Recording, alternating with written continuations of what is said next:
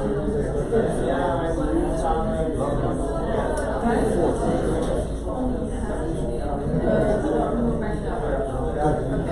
the live stream, like okay. Cool. Okay, hi guys.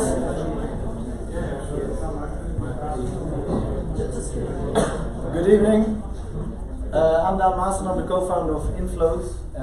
And before I start, just a simple question: who did not hear of STO or PSO or security token or whatever? Right.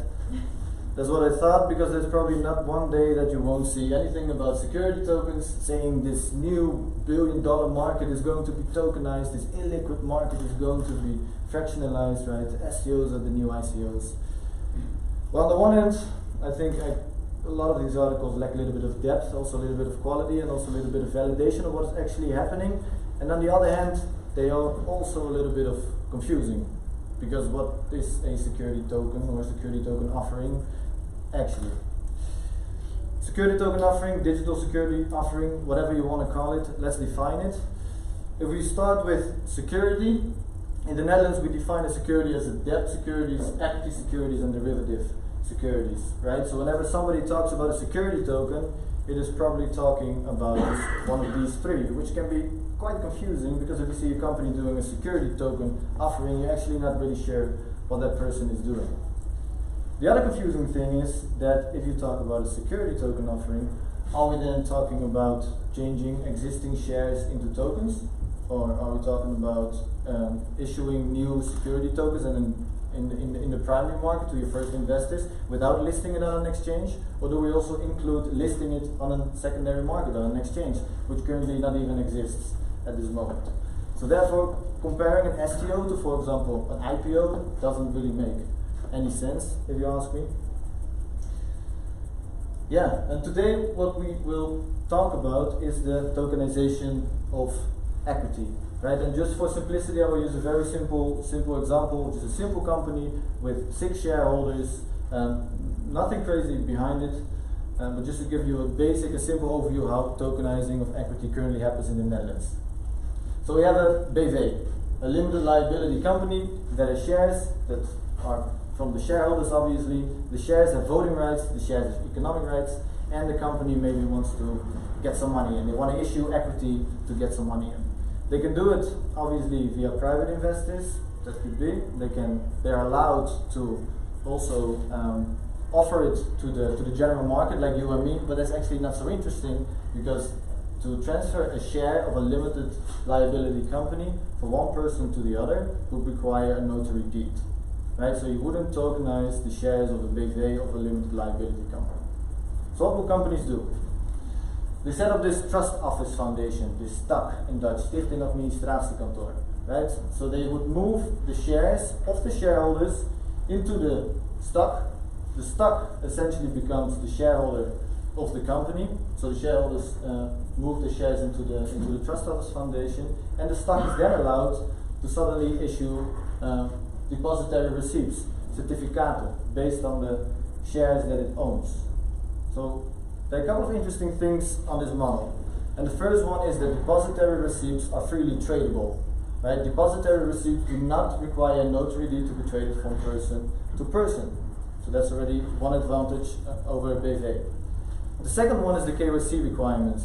Because you're dealing with a security, you have to comply with a lot of regulations usually. And with the BV, for example, you really need to know who owns the share and also who buys the share. That needs to be registered. That's why you also have to go to the notary. But that's not the case for the STAK. You don't really have to know who actually holds your share. You're yourself kind of free to define what your KYC requirements are, which making it a lot easier for you to just address to the public market. And the third one that is quite interesting is that you can split up the economic right and the voting right. So you can tokenize, for example, only the economic right and keep the voting right for yourself, keeping the power of the entire company within the company, but giving away the economic rights to the people, to the investors you want to target. You can obviously also do both, but most of the companies you see today in the Netherlands that are tokenizing themselves are only tokenizing the economic rights. Right, so how do you do this? This is a simple construction. Please note, if you have your company, it's a lot more complex than just this, but this is the basis of how tokenizing equity in the Netherlands goes today. So what else do you need to do? Obviously, because you deal with securities, you have to comply with the AFM. You need to go to the you need to comply with the prospectus directive. And you have to submit a prospectus to the AFM. Right? And going the prospectus route is quite time consuming and it's quite expensive usually as well. So for most companies, it's not really feasible to go that route. So what do they have? They have these exemptions inside of the prospectus directive, of which one is, if you don't raise more than 5 million within 12 months, you do not have to go through the entire prospectus route, but you can actually just register with the AFM, get an information document, and put this Wild West sign that you see below on your website and all of your other marketing materials. There are also some other smaller exemption rules, which I will not touch upon right now. And there's a lot more things you have to think about, and I will go through the top and go with the clockwise, go around them, starting with the blockchain and the token standard. And around the blockchain and the token standard for security tokens, there's a lot of discussions nowadays. They're discussing, is Ethereum actually suitable for equity or for security tokens, right? Because Ethereum, people say, have the risk of market manipulation, for example. Ethereum has a risk of a hard fork. Let's say you would have your share, your equity on one chain, and suddenly it is a hard fork, and you have two chains with two shares suddenly. So you as a company probably have to say, okay, we follow this chain. But what now if the other chain is suddenly becoming the main chain? What do you do then? You can still close this kind of in your contract, but very convenient, it's not really. Another blockchain there's a lot of people talking about now is the Stellar blockchain. I'm not sure if Stellar is really suited for tokenized securities, but you see a lot more companies experimenting with it. Last week in Germany there was Bitbond, for example, that issued and regulated a bond on the Stellar blockchain. Today a Dutch company, VMC, said they were issuing their revenue share on the Stellar blockchain. So a lot of happening around these kinds of blockchains as well. And there are also companies like Dusk or like Chaintip, which are based in the Netherlands, that are building specific securities related protocols. So that could also be the future of tokenized equity or whatever financial instrument that you're tokenizing. Though usually those kind of protocols are not permissionless, and those kind of protocols are not completely public or open. Right? So it's a kind of trade-off that you often have. The other one is dividend payment, and dividend payment is quite interesting because you can pay dividends in multiple ways if you have your equity on a blockchain, if you have your share on a blockchain. Right? You can pay your dividends, for example, in crypto, but that's maybe not that convenient for most companies. They just want to have it in fiat. You can automatically distribute your dividend payment to all the wallet addresses that hold your tokenized equity, but then maybe an exchange, if it exists, is also holding some of your shares. So can an exchange actually handle an automatic dividend payment into its wallet? Right? The other way is that you make your dividend payment claimable, so that you say to people, like, right, on the 1st of April, we allow you shareholders, to come to us and to say, hey, come claim your dividends with us. Sounds doable, sounds reasonable, but on the other hand, usually when you invest in, for example, stocks, you don't have that issue that you have to go after your dividends and go claim it yourself. At least most people are quite lazy, so they won't do it, probably. Another way to pay dividends is to burn and mint, meaning you would actually burn a couple of shares that people have in their wallet so that there are less shares in circulation, meaning the average price per share increases that you have. Can also be an interesting model. And there are a lot more models, but they still have to be explored. Then we go to the shareholder rights, and shareholder rights is something that you really have to dive into. If you're going to tokenize your company, you should check into the legislation, you should check into your shareholder agreements, because there might be some rules, there might be some agreements, like if this then that you have to but make sure that you think of them when you're building your smart contract. And another thing of shareholder rights is, if you tokenize the voting rights, is how do you actually vote using a tokenized equity. You can, for example, I don't know whether of you actually voted using a blockchain application and using its MetaMask or whatever. I think there are not so many. I saw one hand coming up. But voting is kind of shitty if you want to vote on blockchain. One reason is that voting is a transaction, meaning that if you vote yes or no, that you actually need to have Ether, if you issue your token on the Ethereum blockchain, in your wallet. And for most people to actually own, first of all, a tokenized share, and then also need to own cryptocurrency in a wallet in order to vote is just way too big hurdle for them to actually do it. The other one is tradability. We heard a lot about tradability lately. There is no secondary market yet for all these tokenized equities, for all the compliant security tokens that are out there. And for investors, that's actually the biggest hurdle, or one of the biggest hurdles to step into this game. Right? There's some developments going on with an exchange. Maybe Captain is doing something with it as well. But the lack of an exchange to actually trade your tokenized securities is one of the bigger hurdles now in this current industry, but probably there's a lot of this happening in the next 6 months. Then the custodians and wallets, which might also be interesting. So let's assume you did a capital raise, you issued your tokenized equity, you raised 1 million, but who actually has access to these funds? Maybe you don't want that only that person in your organization can move funds from place A to B, but that you actually need multiple people that need to have a multi-sig wallet, so that only if enough people sign the transactions, the funds actually move from place A to B. Another important thing is, let's assume you own 10% of the shares in my company, but you lose the access to your wallet. What happens to the tokens that you own? Right? Nobody can access it anymore. They're kind of zombie tokens at that moment. So do you need a function in your smart contract that you can get the tokens back? And if yes, who can actually access that functionality in the smart contract? What you now see is that a lot of companies in the Netherlands that are tokenizing themselves, they give one of the permissions, they give it to the notary. So they create a multi-sig wallet in which one signature is with the company, one signature is with the notary, and one signature is probably with somebody else they trust, and they put into the shareholder agreement or in the certificeringsvoorwaarden that those persons are allowed to pull back the token. Well, the other one is investor readiness. I think that's quite clear. Most people are not really ready yet to invest in tokenized equity. Maybe retail people like you that have more engagement with blockchain and crypto, but the traditional financial market is just not ready for it yet.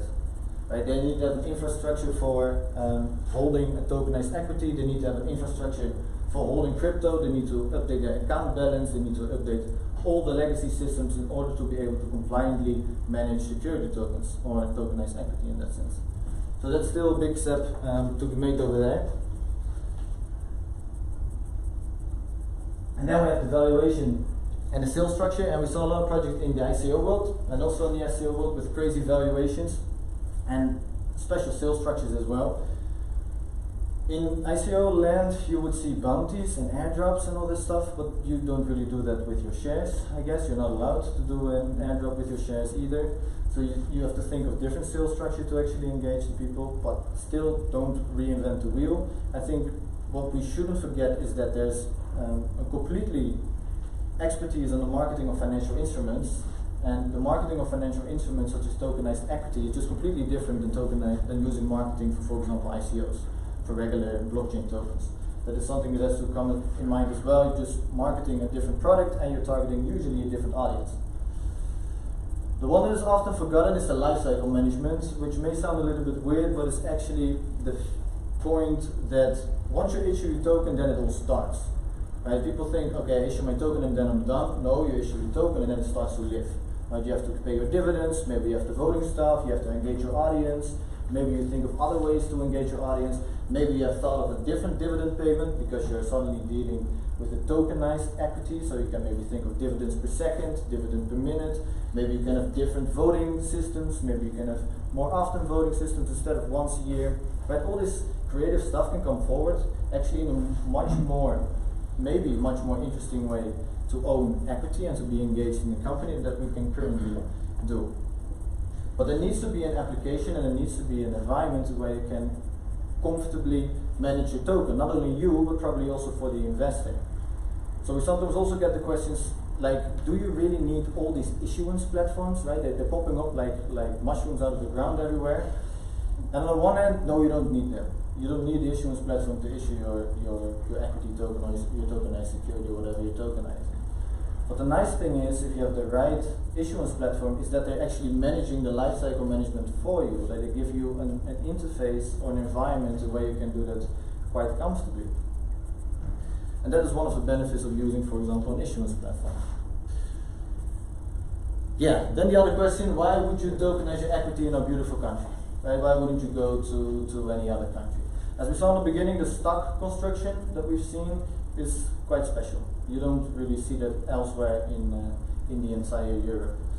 And people sometimes think stock, isn't that a little bit crazy, isn't that a little bit scary? Well, the biggest stock in the world is called Heineken, so they also have stock construction, so maybe that makes you feel a little bit more comfortable in that thing. In the Netherlands we have quite a good technological infrastructure, and if you look to the number of foreign direct investments inside of the Netherlands, it's actually always on the top of the world, even in the top 5 or in the top 10, which may say that the tax environment is interesting. I don't know much about tax, so please, I don't want to say anything about that. But it is an indication that the entire environment of the Netherlands is interesting for investments. Also, obviously, because there are a lot of startups and a lot of businesses, but the investment climate is quite interesting as well. Also, the AFM tries to position the Netherlands to become the center of the European financial trading post-Brexit. And they specifically want to focus on equity and on bonds. Right, so it would be interesting if the Brexit happens, if the Netherlands is actually capable of doing it, but that the AFM puts out this statement is obviously already saying something, so probably more equity and more interested investors are moving into the Netherlands. Further, the Netherlands is one of the AFM is one of the financial regulators with a sandbox, so not all regulators in entire Europe have it, and they have a sandbox where you can experiment with fintech, with blockchain, with tokenization. As a project you can go there. They're quite open and playful to discuss what you want to tokenize. And I think this was last week, where you have the King, this is the Minister of Finance, he's from Blockhouse, so they're tokenizing real estate. She's from an exchange, from the secondary market. It's not to say that the King is talking about tokenization, but I mean that he's involved in how's the AFM performing and how's the AFM acting towards these innovative companies. That is actually maybe also an indication that our environment is quite okay for doing this kind of stuff. People sometimes think of Malta, Gibraltar, let's get our ass over there. But in general, with the people we talk to, the Netherlands is quite interesting. And that's also based on the experience that we have, because we did tokenize equity in America, in Switzerland, Liechtenstein, and now the Netherlands. And maybe the most interesting part is we started in the US in 2017 with tokenizing equity of a wealth manager, and the people told us, why the F are you collaborating with the financial authorities? Right? It was the ICO hype, everybody wanted to go around all these regulations, and people didn't want to talk to us, they thought we're crazy. But now it changed, and now people say, hey, how was it to actually work together with the financial authorities? Can you share a little bit of your experience that you had with them? So it's funny how the market has completely turned around. But diving into countries and comparing them to the Netherlands, America sucks. Sorry that it's life. But you have to comply, every transfer of security you have to register with the SEC. And that's wow, not a nice thing to do, always. In Switzerland, for example, people commonly see Switzerland as this crypto haven, right? It's this beautiful country where a lot of crypto things are happening, and there are. It's a beautiful country, and there are a lot of beautiful crypto projects over there, but if you relate it to tokenized equity, it kind of sucks, because according to law in Switzerland, every transfer of a share needs a handwritten signature, so it's impossible to tokenize at the moment, right? So what you see, what these companies in Switzerland do is that they're moving to Liechtenstein, and the Liechtenstein is the FMA, and the FMA is their financial authorities. They try to be really innovative. They get this blockchain act out in September, which is good, and they welcome companies, but they're still rookies, which on the one hand can be a big benefit because they don't have the legacy part, and on the other hand, it can also be a risk because they lack the experience with dealing with securities. So the Netherlands is definitely not that bad. And also, if we look to the companies actually working now in the Netherlands on this security token market, there are quite a few. So you see the law firms with Watson Law, he is actively working on a couple of projects doing it. Obviously the bigger firms like CMS, you have us on the advisory and research side, the issuance platforms like Liquid, Tokenized, Blockhouse in the real estate, and Tokas. And Tokas is also on tokenized assets, and Tokas is powered also by Kasbank, for example. We have FundMeUp, Jura, and Trimix. Trimix focused on tokenizing a corporation. Interesting too. Here on the side, I hope you can everybody see it. You have our friends from Dusk and Chaintip, and there's a couple of projects that have already been tokenized before. I don't know if you can see it, but here on the left side there are like 2, 4, 6, 7 projects already working on an STO, to call it like that, which is quite cool, I think, which is quite nice. And that is definitely not that bad for this field, definitely not. But sliding assets into trading or into tradable bits is actually nothing new, right? We did it before, and it happened before a couple of times, and probably now, when you read through the articles on STOs, you will find sentences like this. Finally, through tokenization, we have a way to slice real estate, shares, whatever, into bits. Let people trade these, and let people trade these bits. It will bring massive liquidity to this illiquid market. I'm sure some of you heard it as well, right? Which is fine, and which sounds great, and which is beautiful. But if I ask you, who has ever searched if you could invest 100 euros in real estate before you heard of real estate tokenization?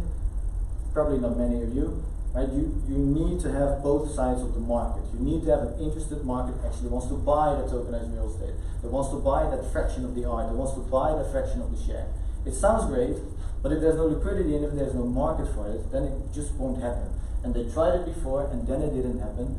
And that doesn't mean that now with blockchain and tokenization it won't happen either. Although a bit of cautious, I would say to all those articles out there that we will make these illiquid markets liquid, you need to have the market for it, and people need to be interested in it.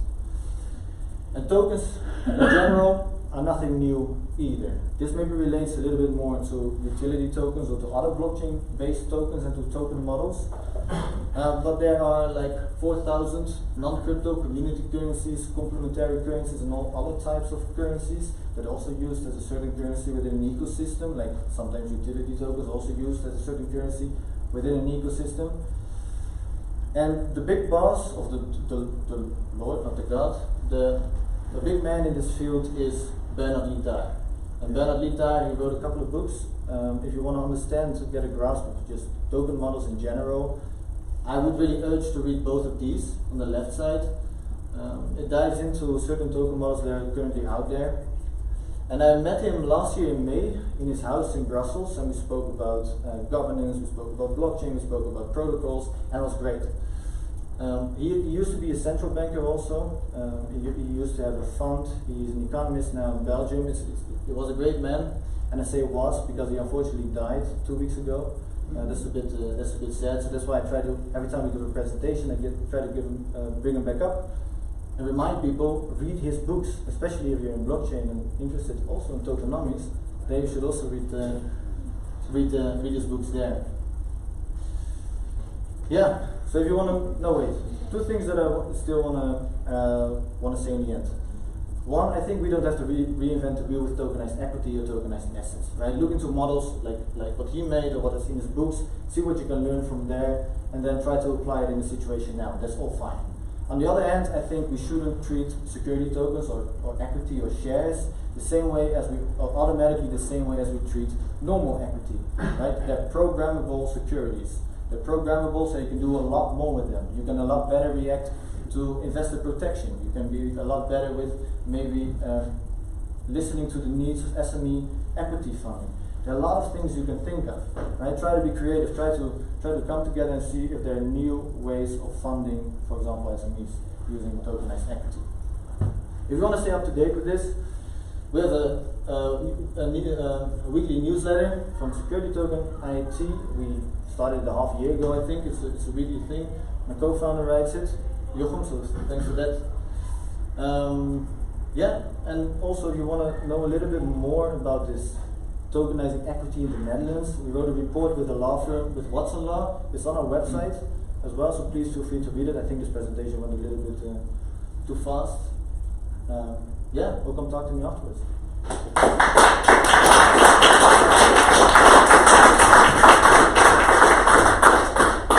Thanks for a very interesting presentation. Are there any questions all the way in the back? How does it help the companies to tokenize equity? Like right now we have publicly traded shares in Uber, Google, or Facebook, and have this crazy valuation because they're traded publicly. But is it doing any good to tokenize equity companies? what's the benefit for the companies themselves, or the society as a whole, or the investors themselves? Is it just to make more money, to pump up the value? Like, I like the idea of tokenizing businesses, but what's the added value in it? Yeah, it depends what business you talk about, but if you would be a medium-sized enterprise, it's a bit hard to, other than crowdfunding, to get money from the public. So you could now raise money from the public. So the promise is that it will become more tradable, and the promise is that it will become more liquid. So it would give an alternative way for companies to finance their operations. That's the most thing. It's an option next to all the other options that exist. And I'm definitely not saying this is the best option, not at all, and definitely not for all use cases, but it's a nice addition to many other companies. Yes. So you were saying that there is no, like people didn't know they wanted like real estate or whatever. So do you have like an educational plan as well? Because like we know being in finance that maybe like the diversification of portfolio is really good for you, but maybe people like retail investors are really focused on stocks because this is like they were barred from stock exchange for so long. Do you plan some sort of educational part so that you can create need like Apple, like create the marketing for it, like a scene for it? I'm not planning it now, but I'm happy to talk about it with you. Just there was something that I didn't quite get. Are we talking about like a secondary market for the companies eventually, or staying the primary, as a way to raise funds? But it stays within the original group. Is it tradable outside of that? Is it becoming like a stock market eventually? Yeah, so I think the holy grail of tokenizing equity is to have a global secondary market. That would be like the holy grail out of it. But if you look to the tokenized project at this moment, it's nothing more than an expensive crowdfunding initiative, kind of, because it's not tradable. Same with crowdfunding, you cannot trade it either. But eventually, it should become also a global secondary market. Yes. Great. Thank you for the great presentation. I have two questions. First of all, what is actually exactly the core business of Inflow? And two, you mentioned something about what blockchain to choose when you're thinking about tokenization, and you mentioned a few problems with, for example, Ethereum. Yep. Which one would you?